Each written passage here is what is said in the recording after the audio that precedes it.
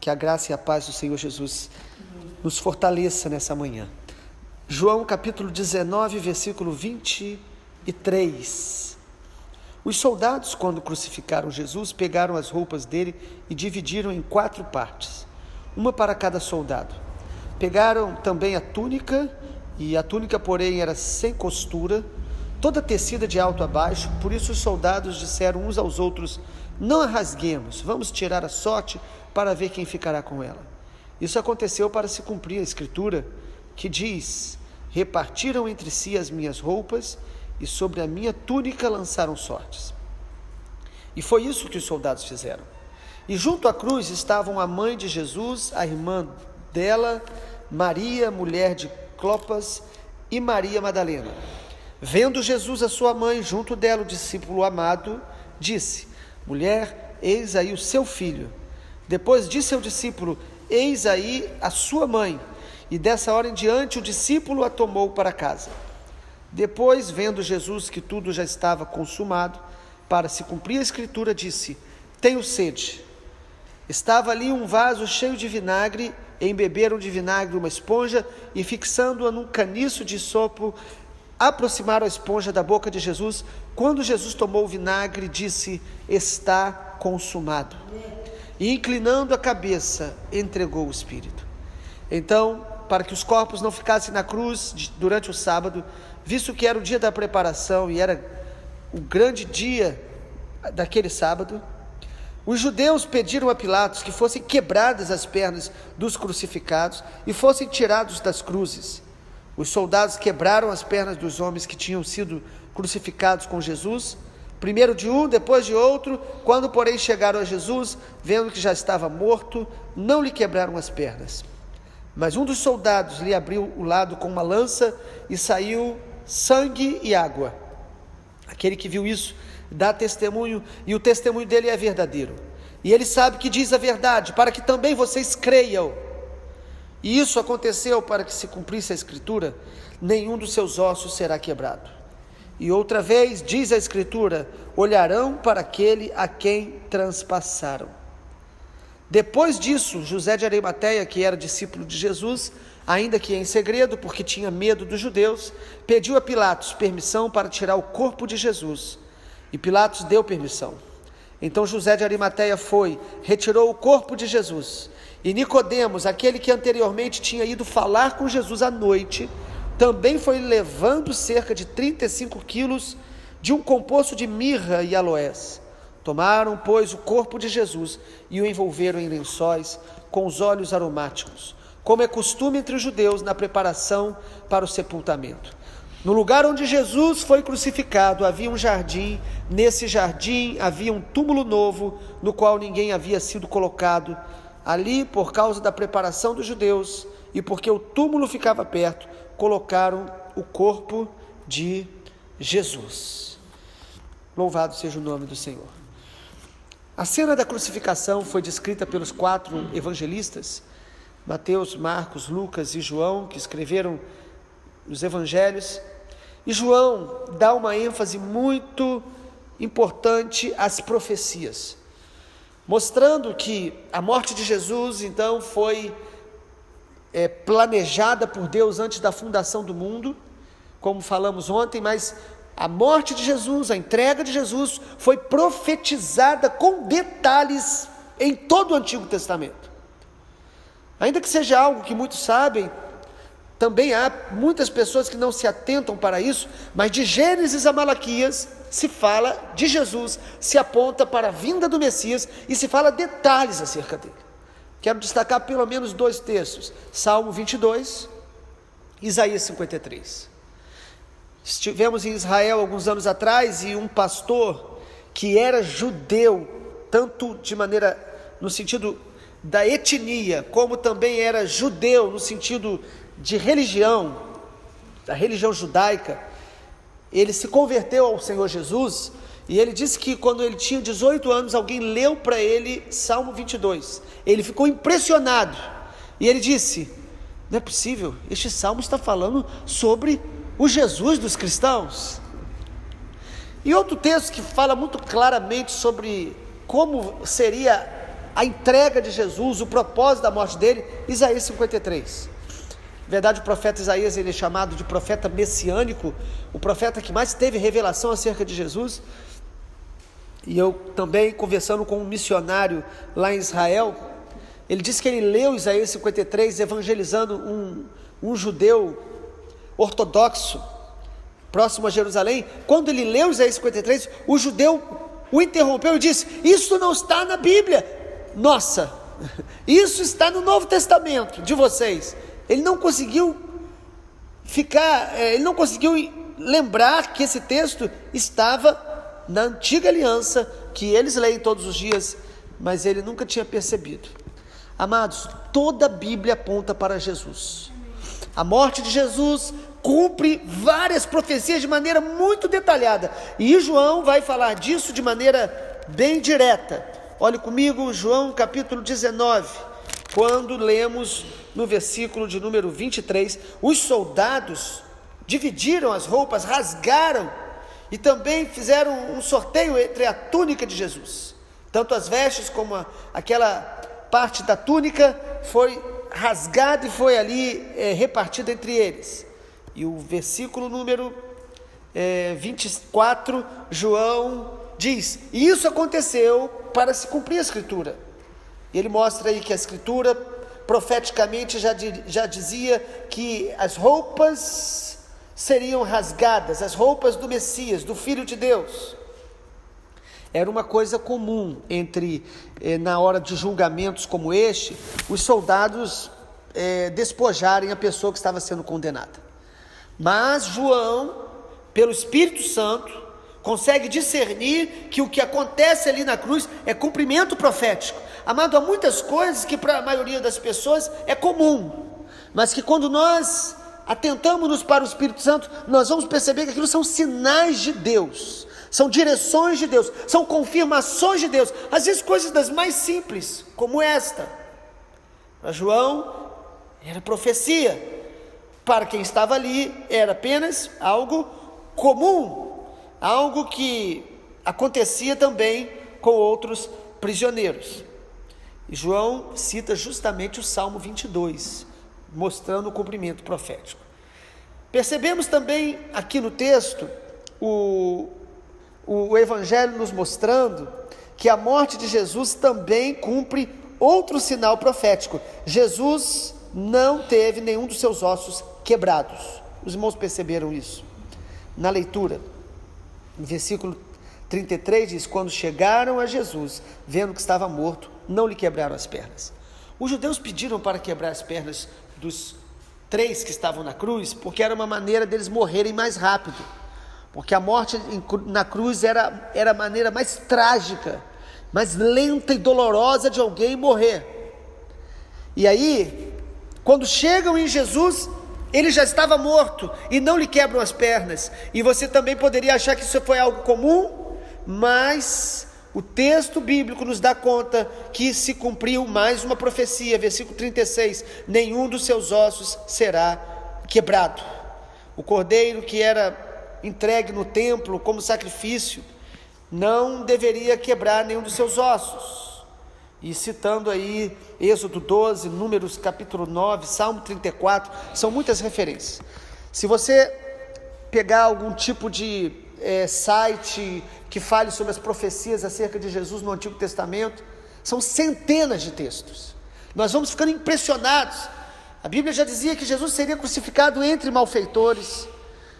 Todo tempo as profecias apontavam para detalhes, que ele nasceria de uma virgem, que ele nasceria em Belém.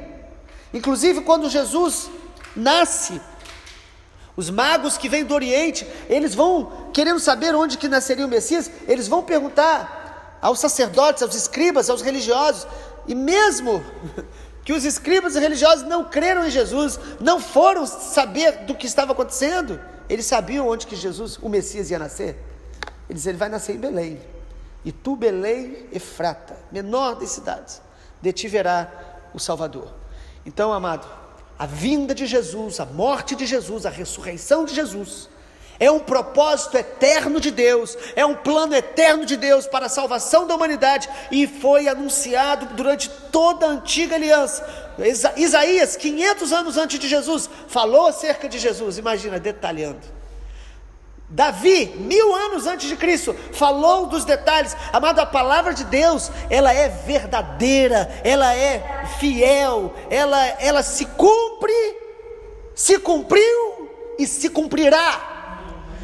E isto está registrado para quê? Para você armazenar isso na sua mente? Se for para isso, você vai me ouvir apenas como algo comum. Mas o texto bíblico nos diz o tempo todo. João disse: este evangelho foi escrito para que a gente creia que Jesus é o Filho de Deus, e crendo tenhamos vida através dele. Esse é o texto. Este é o propósito, para que a nossa fé seja fortalecida, para que a nossa fé seja bíblica, para que a nossa fé seja genuína. Você pode estar alimentando uma fé meramente emocional. Há pessoas que elas precisam de ser, de alguma forma, estimuladas nas suas emoções para crer que Deus a ama e que Deus é verdadeiro e que a Bíblia é verdadeira. Ou você pode ter uma fé meramente intelectual.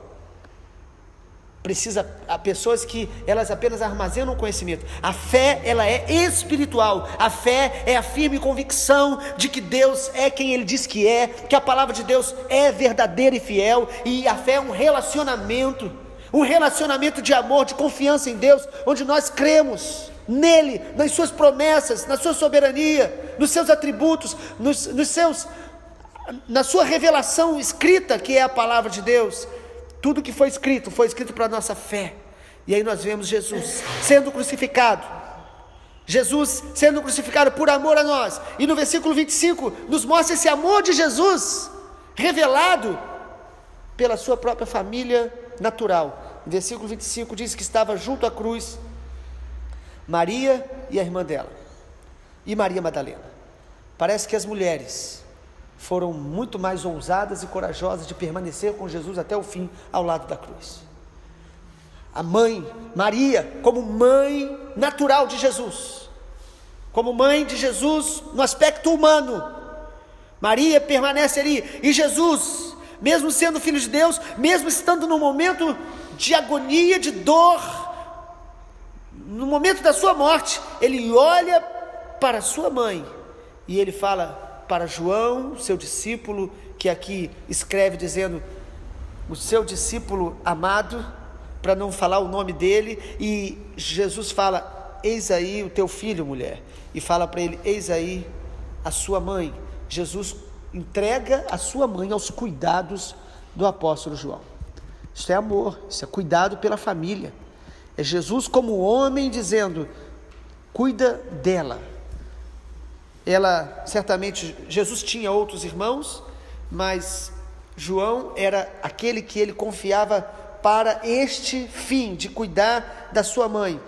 Mostra aqui o aspecto humano de Jesus. Jesus se fez homem, e como homem, ele cuidou da sua família, ele se preocupou com a sua mãe. No versículo 28, a gente percebe outro aspecto da humanidade de Jesus. O texto fala que Jesus falou: tenho sede. Ele estava morrendo, convicto da entrega dele ao Pai por nós, mas ele fala: tenho sede. Há outro evangelho que mostra que uma pessoa ajudou Jesus a carregar a cruz no final, Simão de Cirene. Então o texto mostra esse aspecto humano de Jesus, até que no versículo 30, a última palavra que Jesus fala, quando Jesus tomou o vinagre, diz: está consumado. Ele diz: está pago. O sacrifício meu é perfeito e é pleno. O pecado da humanidade foi perdoado. Quem crê em mim é perdoado. Quem crê em mim é liberto. Quem crê em mim é reconciliado. O seu pecado e o meu pecado foram pagos por Jesus na cruz. Está pago, está consumado. E aqui é importante entender que Jesus não estava pagando nada a Satanás. Jesus não estava aqui, de alguma forma, prestando contas ao diabo.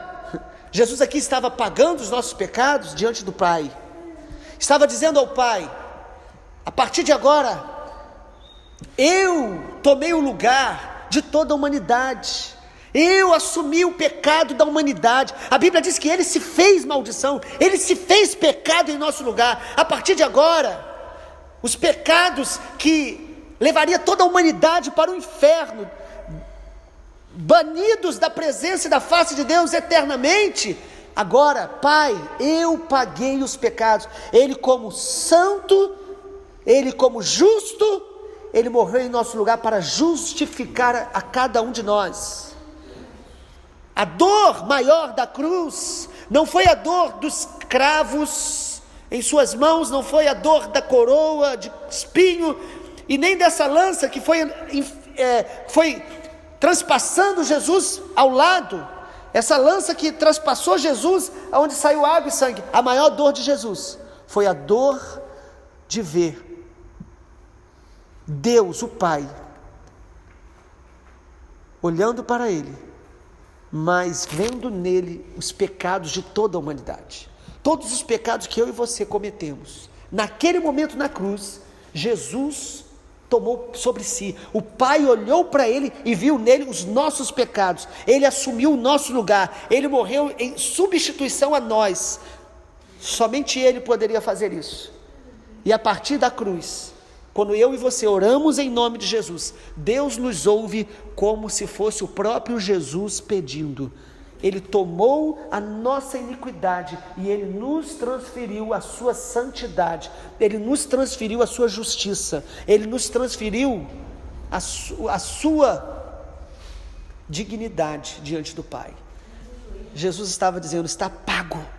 Você não precisa e não consegue pagar os seus pecados. Não são boas obras, não é quando a gente está vivendo o melhor momento, que aí Deus agora nos ama, que Deus agora nos aceita. Nós somos aceitos por causa de Jesus. Nós somos amados por causa de Jesus, todos os dias.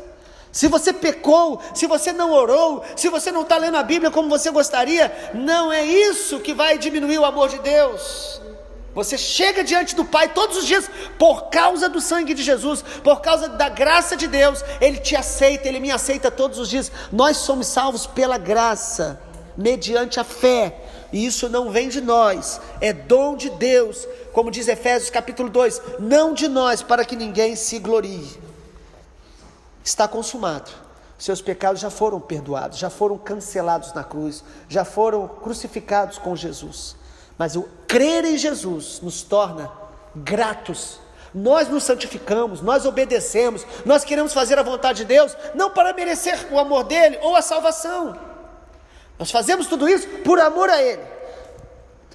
Nós somos como aquele filho que o pai é um treinador do time, e o filho está jogando aquela partida e o pai o observando como treinador, e de repente você no meio do jogo comete erros graves, e aí termina o jogo, o treinador pode chegar para você e falar: olha, eu quero te dar algumas orientações, mas você continua sendo filho, você continua tendo ele como pai, nada mudou no seu relacionamento, porque você é filho. O pai te vê como filho de Deus através de Jesus.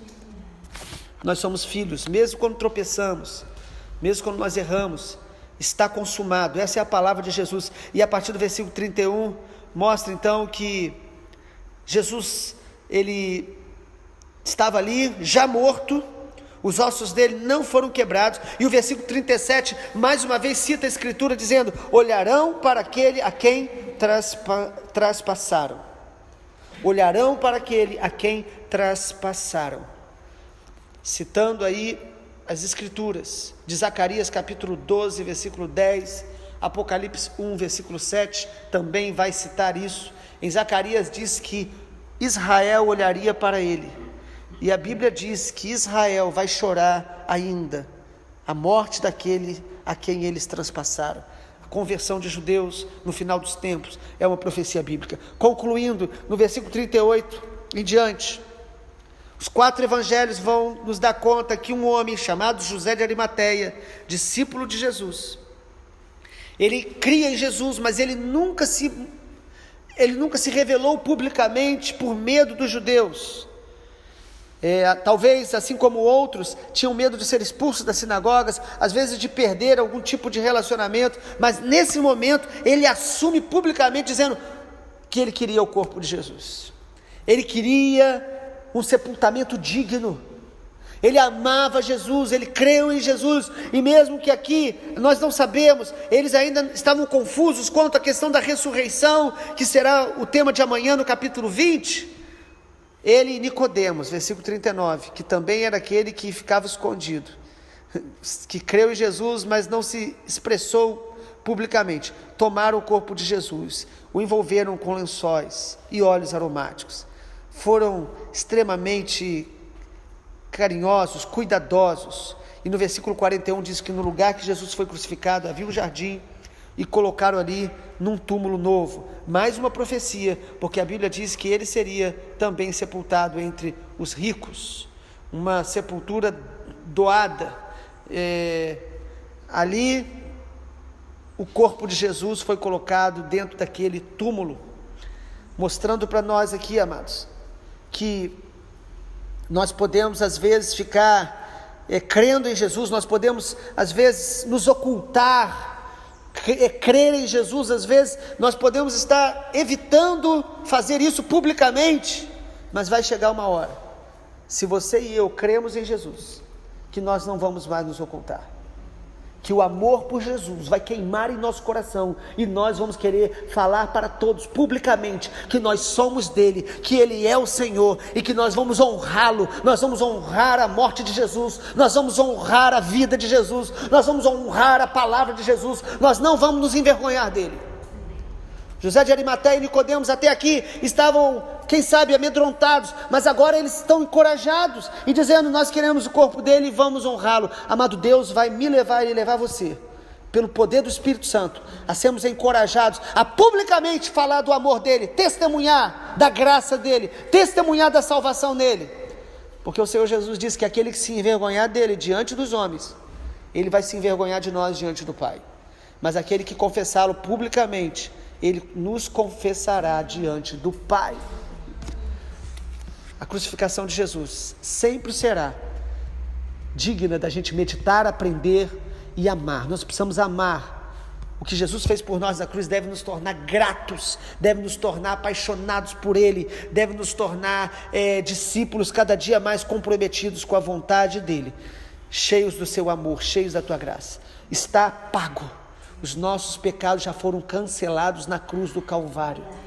O que cabe a nós é crer, é pela fé. E fé não é emocional, fé não é intelectual, fé é espiritual. Ainda que envolva o intelecto, porque cremos também com a mente, ainda que toque as nossas emoções, porque o crer em Jesus envolve espírito, alma e corpo, a fé é a convicção na palavra de Deus, que me faz viver uma vida que glorifique ao Senhor Jesus.